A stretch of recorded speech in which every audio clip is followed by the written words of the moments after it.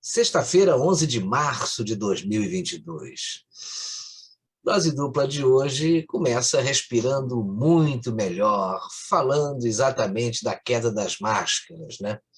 O município do Rio de Janeiro decretou o fim da obrigatoriedade de uso nesta segunda-feira, 7 de março. Na semana anterior, o governador fluminense, Cláudio Castro, já havia expedido o decreto dando autonomia aos municípios para gerirem, cada um a seu critério, esse aspecto. O efeito libertador foi rapidamente assumido por outros municípios do estado do Rio, além do que outros governos de estado e prefeituras de capitais começaram a rever a exigência do protetor facial.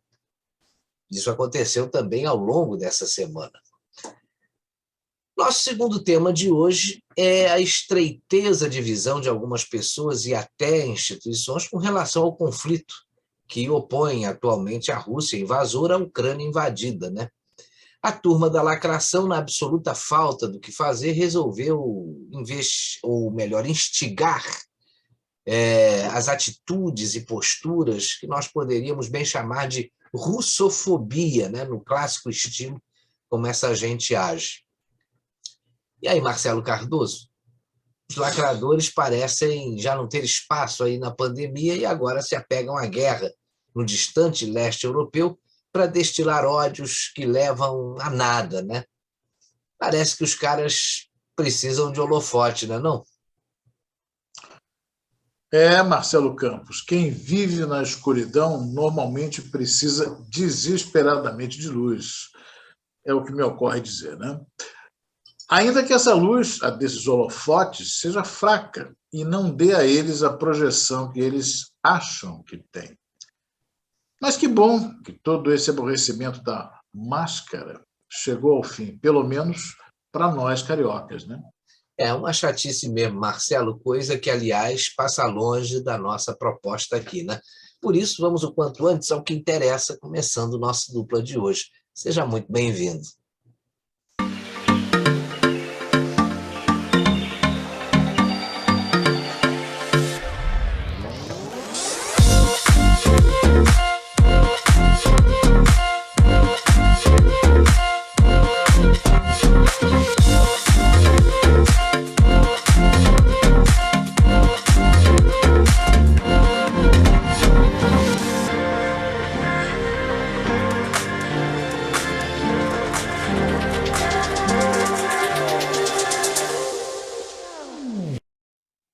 Caem, enfim, as máscaras. E já não era sem tempo, né? São quase 2 anos de um decreto que obrigava o uso de proteção facial em ambientes abertos ou fechados. Fruto de uma ciência um tanto obscura, volátil, de regras frágeis, muitas vezes sem sentido, cujo resultado prático não impediu que um considerável número de pessoas perecesse, afetadas aí pela peste. Não impediu pela politização da doença, sob o comando tão frágil quanto essa ciência adotada da Organização Mundial, que deveria ser da saúde, né? Que foi ela praticamente insensível, por exemplo, à percepção do que aconteceu nesses 2 anos na África, com os noticiários mundo afora sendo coniventes com a sonegação deliberada de informações da situação nos países do continente africano. Depois, os negacionistas somos nós, né? É verdade. Mas falando dessa ciência, vamos ver como é que ficaram as decisões iniciais a respeito aí da desmobilização das máscaras, né? Belo Horizonte, Cuiabá, São Luís, Boa Vista e o Distrito Federal, além do próprio Rio de Janeiro, já dispensam há algum tempo a obrigação desse acessório em ambientes abertos. E no momento em que o Rio adotou pioneiramente a desobrigatoriedade generalizada do uso, 11 capitais vinham exigindo a proteção, tanto em ambientes fechados quanto em ambientes abertos. São Paulo, Vitória, Curitiba, Goiânia, Recife, Aracaju, Macapá, Belém, Porto Velho e Palmas. Algumas flexibilizações já ocorreram e nós podemos ficar desatualizados com esses dados de uma hora para outra, já que a prerrogativa de alteração do status é de cada um dos 27 governadores e de cada um dos 5.570 prefeitos que administram cidades no país, né? É muita gente com poder de decisão para uma coisa que eles sempre fizeram questão de dizer ser tão séria, né? Pois é.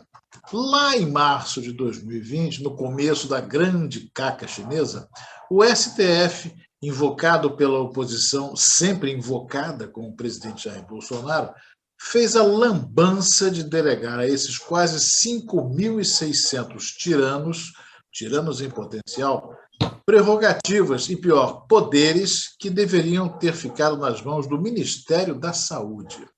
Eu falo em potencial porque houve administradores estaduais e municipais, poucos, na verdade, que tiveram um mínimo de cuidado ao adotarem medidas protetivas e até restritivas.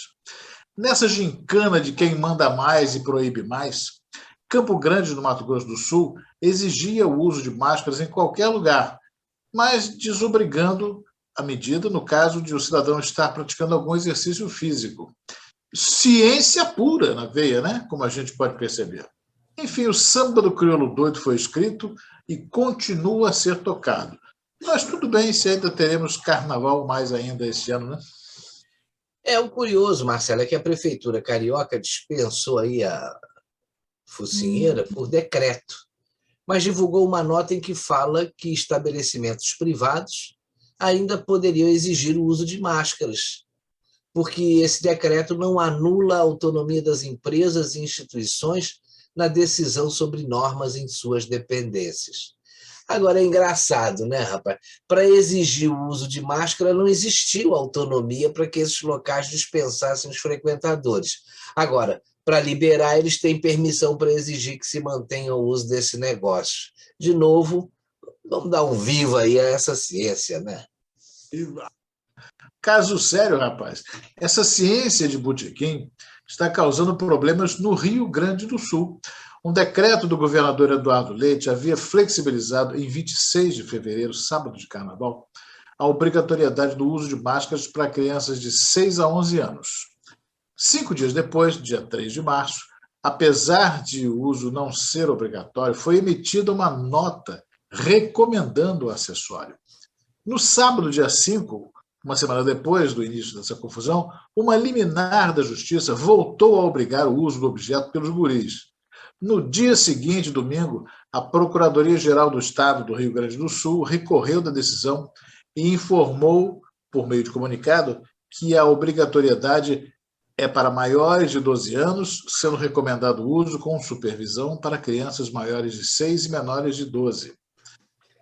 Aí, então, a Associação Mães e Pais pela Democracia ingressou com ação civil pública contra o Estado, forçando a barra para que as crianças pequenas voltassem a ser obrigadas ao uso das focinheiras.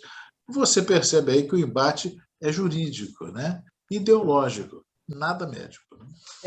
Isso aí está muito claro, né? O Brasil ganhou comitês científicos aí a rodo, né?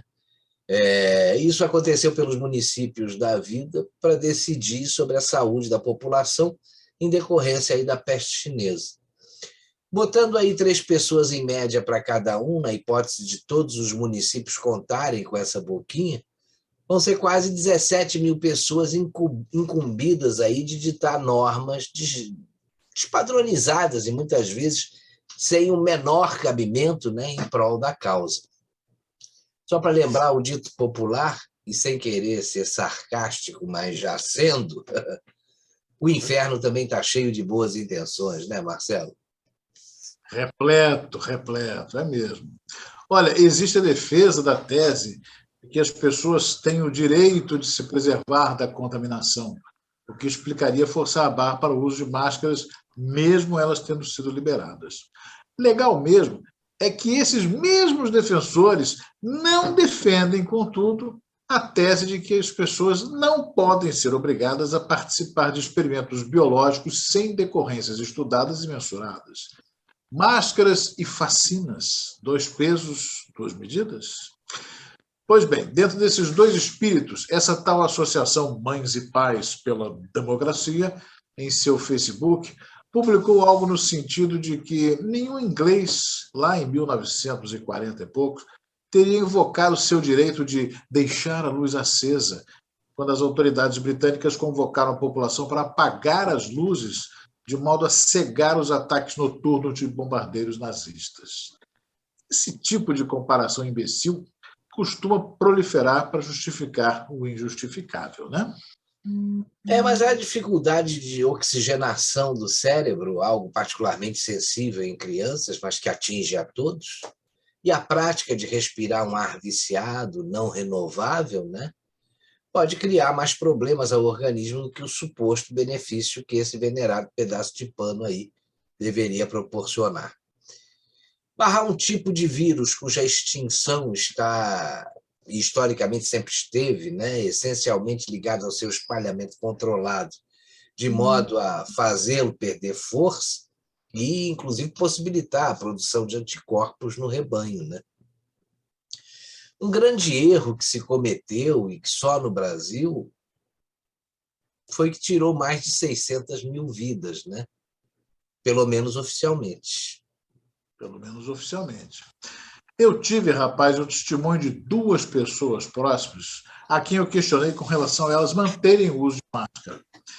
Uma delas me disse que a retirada da exigência de uso era uma armação, entendendo que viria o Carnaval de Abril e com eles o aumento do contágio, sendo uma suposta senha para que mais pessoas se contaminassem, blá, blá, blá.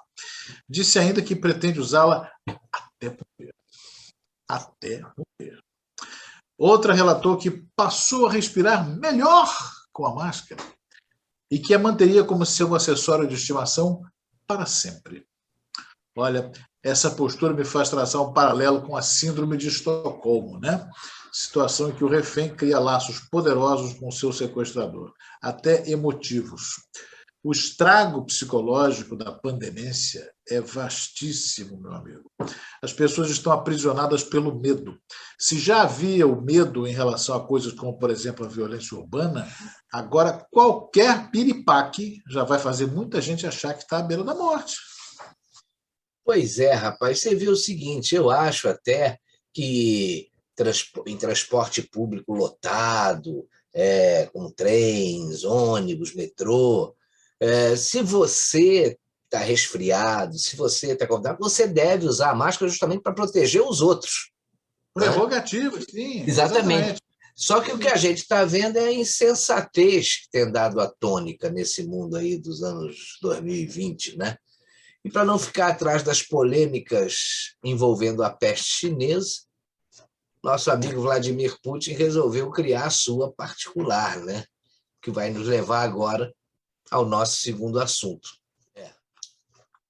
Quando a Rússia invadiu a Ucrânia há 16 dias, eles imaginavam uma ocupação rápida e uma rendição do governo ucraniano mais rápida ainda, né? O que não aconteceu.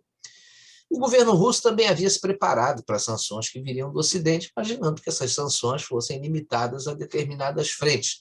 Mas jamais imaginou, por exemplo, que os Estados Unidos fossem cortar a importação de petróleo da Rússia, que responde por cerca de 10% do consumo mundial. A Rússia também não esperava a saída de empresas ou a suspensão das operações do país de muitas outras multinacionais, como empresas de cartões de crédito, de alimentação e de outros segmentos, no volume que está acontecendo. Putin também não esperava que uma parte significativa da população russa se posicionasse contra a invasão da Ucrânia, tanto que já mandou prender aí mais de 10 mil cidadãos russos contrários aí à sua decisão. Com as sanções impostas à Rússia, a população do país começa a sofrer as consequências, que é a inflação, escassez de alimentos, problemas de abastecimento, impossibilidade de deixar o país, porque o espaço aéreo da Europa, dos Estados Unidos, está fechado para aviões russos, né? E essa situação tende a se agravar com as pressões que o Ocidente vem fazendo. Agora, tem uma coisa, Marcelo, a população russa também é vítima das decisões do governo russo, você concorda? Claro. E aí as sanções contra o governo russo atingem justamente quem não tem nada a ver com as decisões daquele que está Putin da vida, né? Pelo que o presidente russo vem fazendo, o Ocidente não poderia ficar inerte, não teria como.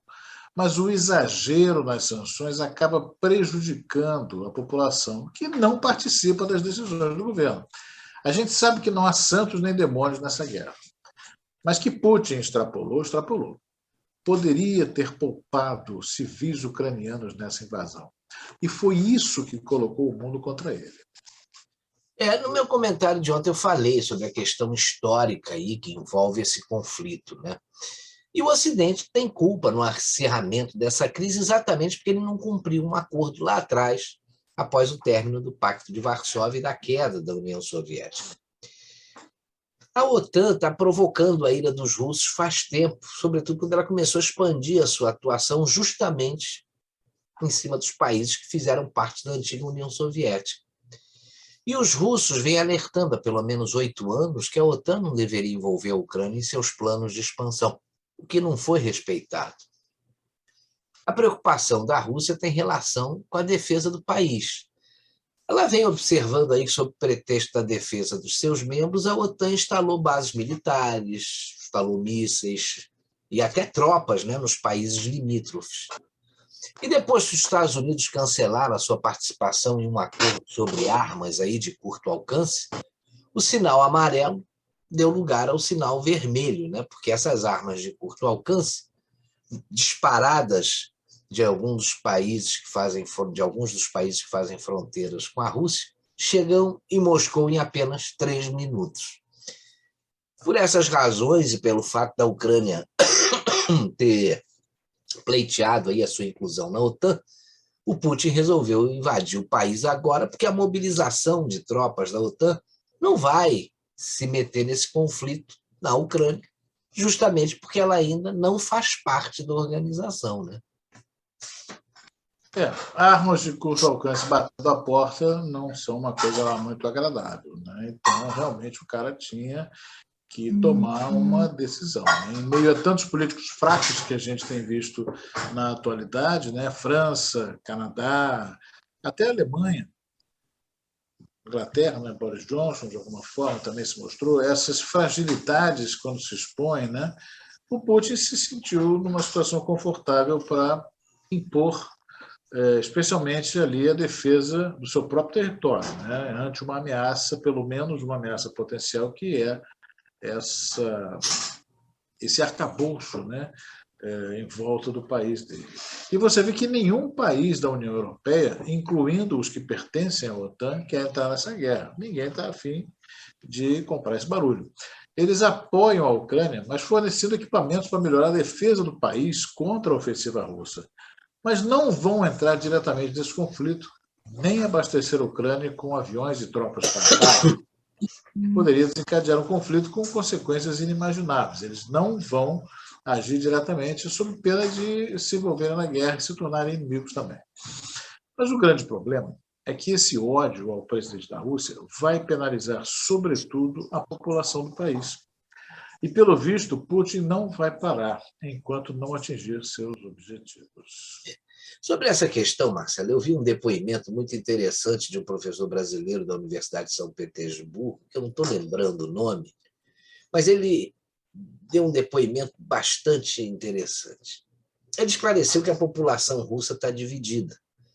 Você tem um grupo lá de pessoas que não têm envolvimento com a política e querem viver as suas vidas, tocar as suas vidas. Você tem os saudosistas da antiga União Soviética, que são pessoas até mais velhas. E, por fim, você tem os jovens com menos de 35 anos que hoje estão fazendo oposição ao governo, que estão promovendo até essas manifestações contra a invasão. Só que tem uma coisa, né? Os russos controlam os meios de comunicação e a maioria da população recebe informações que já são filtradas pelo governo. E todos esses segmentos estão sentindo a pressão dessas sanções do Ocidente, mas, de repente, não sabem nem por quê, né? Exatamente. Sem saber que existe uma guerra. Né? Exatamente. Agora você vê o seguinte, olha, empresas como McDonald's, Starbucks, empresas de cartões de crédito como Visa e Mastercard suspenderam as suas operações na Rússia, né?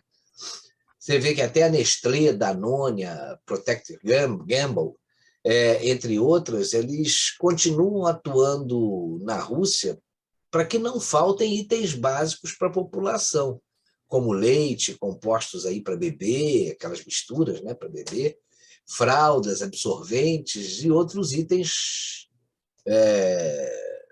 daqueles que são considerados essenciais, porque os não essenciais já deixaram de ser fabricados no país. Então, com esse tipo de pressão, a economia russa, se esse troço durar mais tempo, muito mais tempo, ela vai ficar em frangalhos, né? E quanto mais as pressões se intensificam, mais reações estão provocando. E a gente está vendo que o Putin não vai deixar isso barato. O governo russo já disse que as empresas que suspenderem as suas operações poderão ser encampadas. Você pega um exemplo do McDonald's. O McDonald's tem 800 lojas na Rússia. 10% da sua operação está lá. Uma decisão dessa de fechar todos os seus restaurantes no país vai causar também um prejuízo bastante significativo para a rede, que fez um investimento monstruoso no país para poder colocar a sua marca, colocar os produtos padronizados, como acontece em todas as partes do mundo. Então, a situação é bem complicada, né? Só que, como resultado desse boicote, os russos vão intensificar aí as suas pressões, não só no campo econômico, mas também no militar. Hoje, ou melhor, ontem, né, já começaram a circular notícias de que a Rússia está utilizando bombas de vácuo, conhecidas como bombas termobáricas, né, em seus ataques aí. Isso segundo algumas agências internacionais. A gente não sabe se é verdade, se isso é fake news, é terrível, a gente não tem uma informação precisa. Elas foram dadas, segundo as agências de notícias, pelo Ministério da Defesa da Rússia. Acho estranho, mas daí é a notícia que correu. Quer dizer, eles próprios se apontando como capazes de uma atrocidade nessa Pois ordem. é, porque essa bomba, rapaz, ela faz estragos semelhantes aos de uma bomba atômica, só que sem radiação. Para você ter uma ideia, essa bomba que eles chamam bomba de vácuo, né? Elas podem destruir um quarteirão inteiro, uma bomba pode destruir um quarteirão inteiro, e olha só, mesmo distantes, as pessoas atingidas pelaquela onda, que eles chamam onda de vapor, né? Têm os seus órgãos internos destruídos em fração de segundos. O Putin está mostrando do que é capaz, sobretudo quando ele é pressionado, e afirma que essas sanções contra a Rússia vão prejudicar a Europa e o Ocidente. Você vê que aquele chanceler que não é nada simpático, né, o tal de Sergei Lavrov, ele afirma que a Rússia não pretende atacar outros países e que os russos estão se defendendo de um possível ataque no futuro. É muito complicada essa situação, né? A defesa é o melhor ataque, o ataque é a melhor defesa. Pois é. Esse é um jogo de palavras muito interessante. Agora, você imagina a seguinte situação. A Rússia resolve cortar o fornecimento de gás para a Europa. A Alemanha é o país que mais depende do gás russo. Por lá, cerca de 40% do gás vem da Rússia. Isso vai prejudicar a população da Alemanha, que vai sofrer enormemente com esse corte. A situação está muito complicada e a gente não vê solução a curto prazo. Parece que o Ocidente quer inviabilizar o governo de Vladimir Putin. E enquanto isso não acontece, porque ele parece não ceder e não ter intenção disso, quem sofre são os russos no mundo todo, não só na Rússia. Pois é. O Ocidente reclama com razão do sofrimento da população ucraniana que está na zona de conflito.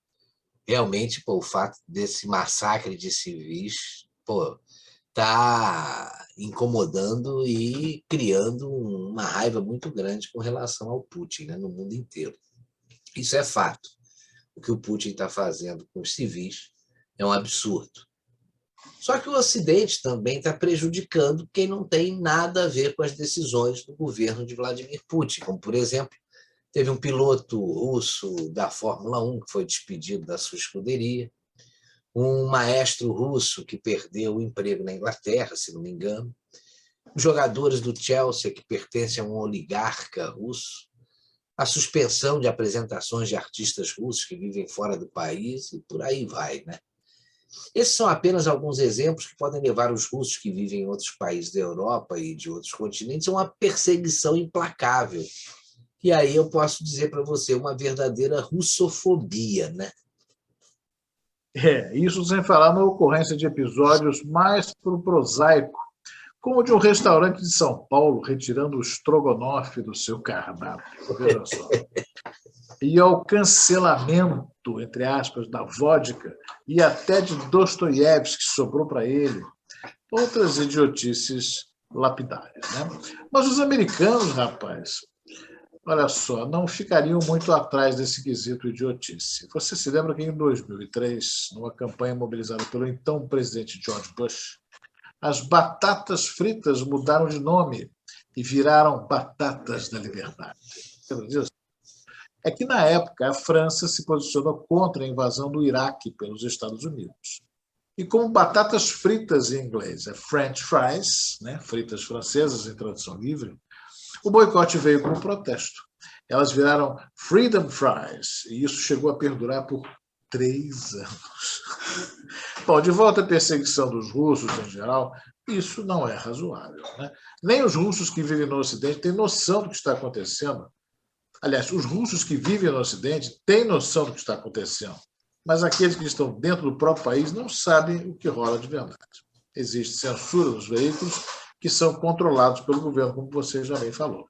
Ao mesmo tempo, Twitter, Instagram e Facebook não funcionam no país, que poderiam ser, apesar dos pesares e de tudo que tem acontecido nos últimos tempos, seriam, nesse caso, fontes, se não confiáveis, mais ou menos confiáveis, para que eles soubessem o que está acontecendo de verdade. Então, Marcelo, é triste que, independentemente de onde vivam, os russos estejam todos sofrendo as consequências da insanidade do Putin. E quem achar que declarações como a de Macron, que exige que a Rússia pare de atacar a Ucrânia imediatamente, ou que sanções do Tribunal Internacional vão conter Putin, está iludido. Vamos acompanhar os acontecimentos e torcer para que essa guerra possa acabar logo. E com esse pensamento positivo, apesar dos pesares, a gente vai ficando por aqui. Um grande abraço para você que nos acompanha mais esse programa e até a próxima sexta-feira. Na semana que vem estaremos de volta com mais um Dose Dupla. Obrigado aí pela companhia. Se você gostou do programa, deixe o seu like, compartilhe o link desse vídeo com os amigos. Forte abraço e até a próxima semana.